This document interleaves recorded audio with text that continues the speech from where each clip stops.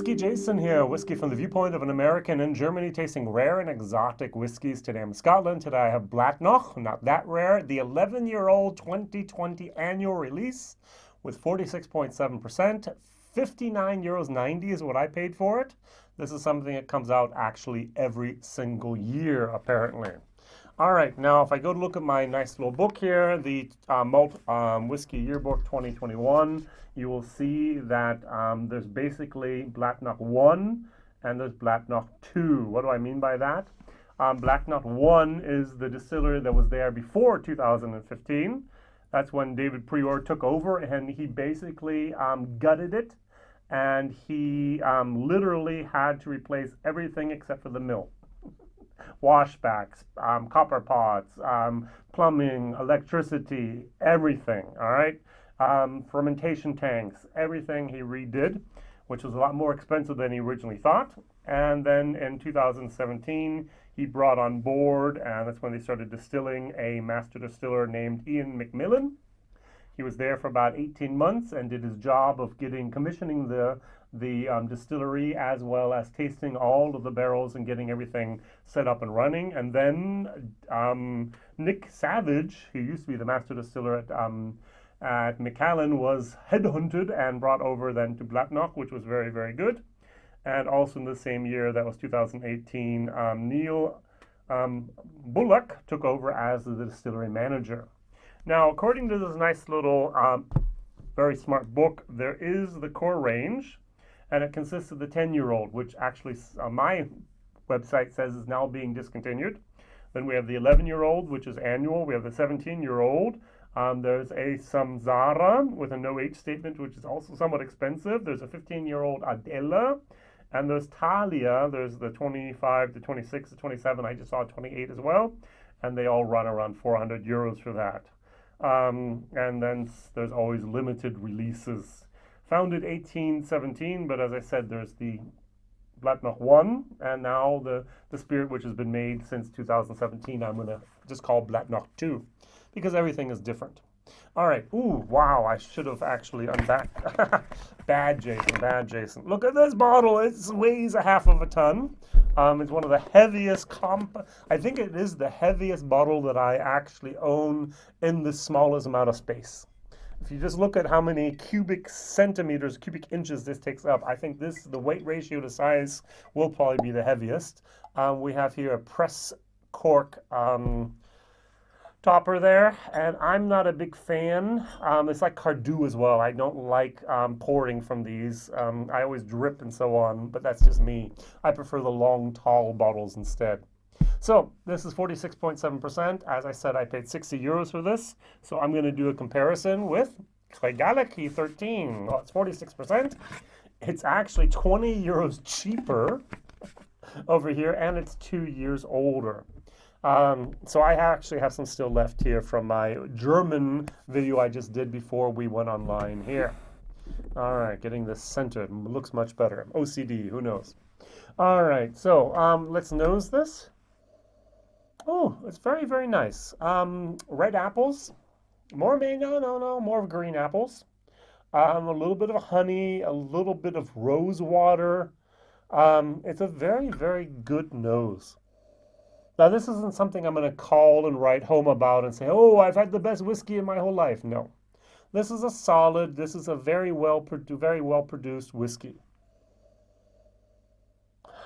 So 11 years ago, must have been about 2011, 2008. Back then, the whiskey distillery was limping on along, to be very, very honest. Oh, I can tell that story as well if I really want to. I need the dates here again. Bladnoch, here we go. So we have here, so 1985, the Guinness Group buys Arthur Bell and Son, which from 1890 are included in United Distillers. So in 1993, United Distiller mothballs Bladnoch. 1 year later, Raymond Armstrong buys Bladnoch, and in 2000, production commences in December. And so what happens is 2014 then, the distillery is liquidated, and 2015 it's bought by David Prieur. So Raymond Armstrong actually thought that he could use the distillery, but it was so run down that it barely worked at all. Someone actually wrote that they were producing less than 200,000 liters of whiskey a year at Bladnoch in that time. Okay, back then, before David Prieur bought the distillery, many whiskey geeks in Germany actually had barrels laying around at Bladnoch. There were, for some reason back then, when they needed money, when David Armstrong bought the distillery, Mr. Armstrong, sorry, he offered off some single casks that were allowed to be bought by private individuals, and I think these guys from Germany were paying like 50 euros a year for storage fees and so on, and I think Mr. Prieur times 10, I think it was like 500 euros is what he wanted per year afterwards. Basically, he wanted them off the premises. He wanted to be able to refurbish and rebuild the distillery. He didn't want people walking around saying, I want to visit my cask, I want to bottle my cask, I want to do this with my cask. So he just got rid of all these old stuff, which I can imagine from a point of view of a business person, this makes sense. But for the whiskey geeks, it actually had an emotional connection to this distillery, Bladnoch 1, before it turned into Bladnoch 2. It actually broke their hearts.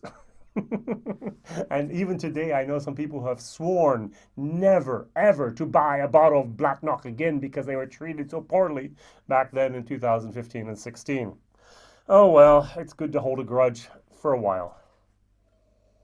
But as I said, this is a very, very well-made whiskey.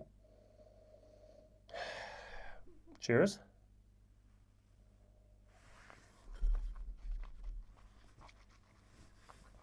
Mm-hmm. Mm-hmm.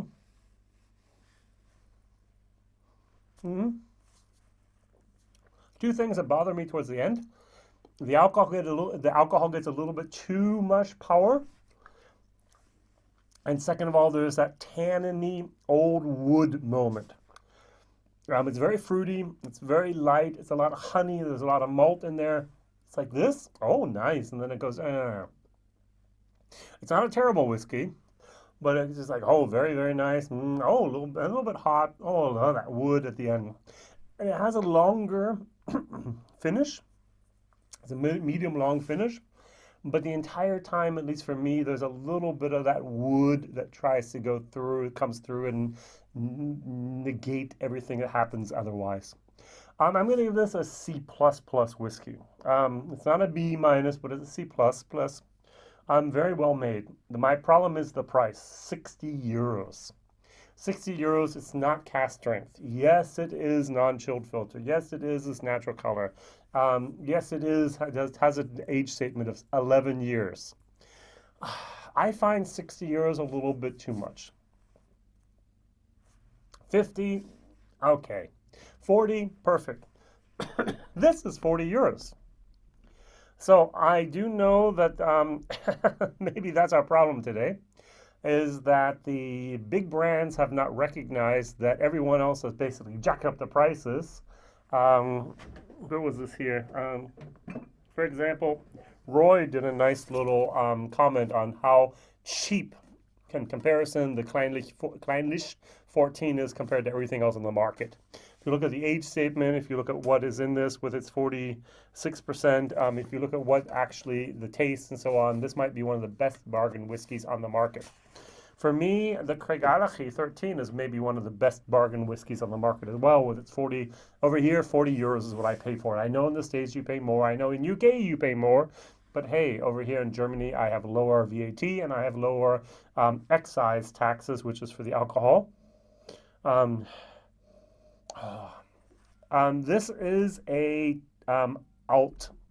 So you have tenor, alt, no, you have soprano, alt, tenor, baritone, bass. I'm a baritone. This is an alt. It's not a tenor, it's not way up there, and it's not a soprano, it's probably not a tenor, but it's an alt. And this is more of a baritone. It has a much darker, deeper voluminous volume here to it. I like this a lot more. 1 second. Mm. Mm-hmm. Mm. I love that taste. Very good. Um, Now, over here, this is a standard bourbon. I think I mentioned this, I hope I have.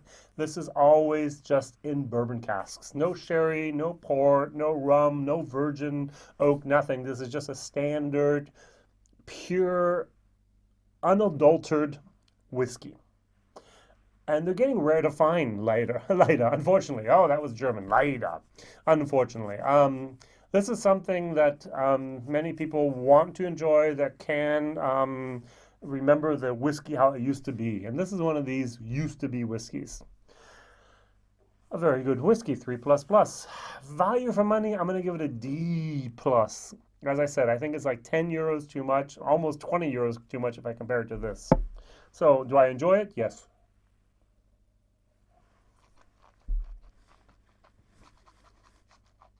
Mm-hmm. Mm.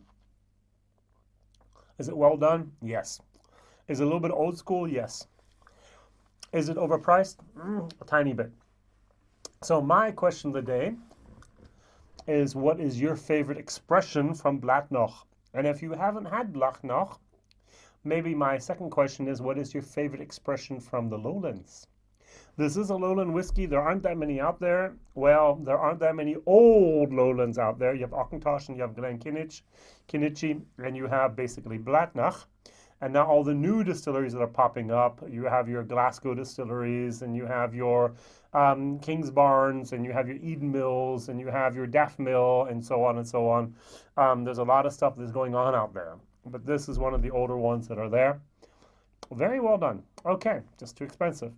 Whiskey Jason here, whiskey from the viewpoint of an American in Germany, tasting rare and exotic whiskeys, and I have no idea what no one else has reviewed this yet. Maybe it came to Germany first, and we'll go to other markets later on. I guess so.